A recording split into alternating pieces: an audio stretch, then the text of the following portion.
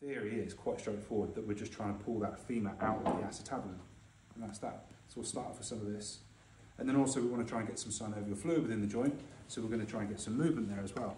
So we can bring it up into flexion, and then we're going to go into some external rotation and internal rotation. So we're assessing first of all. Amy's got a lot, so we don't really need to improve on that. But let's say we find that this is the end of range is suboptimal, then we're going to just work into that end of range with oscillations.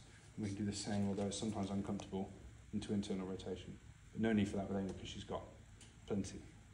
Okay, and from there we can also go hip flexion.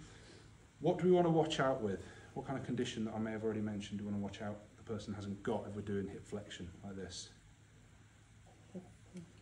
Hip impingement, yeah.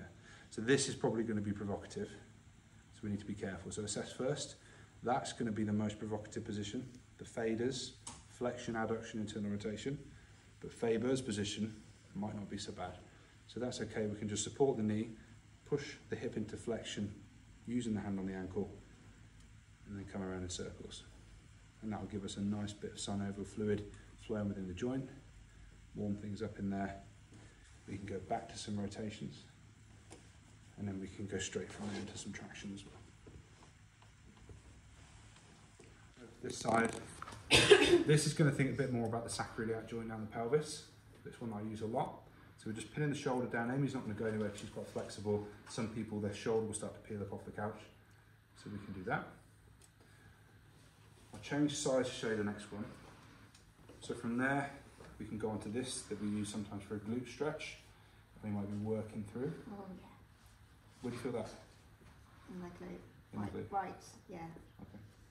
Max.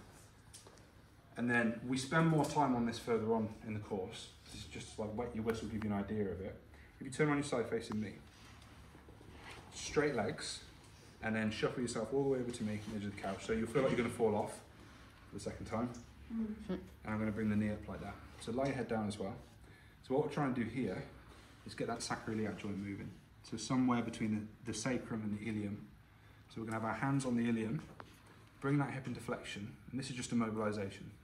So what we're trying to do is mobilise that ilium and get it moving independently of the sacrum.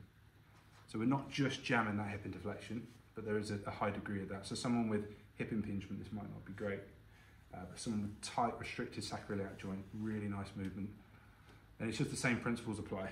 Mobilisation, short oscillations, and then you can tie it in with other things like METs and traction that might help. All right? Okay.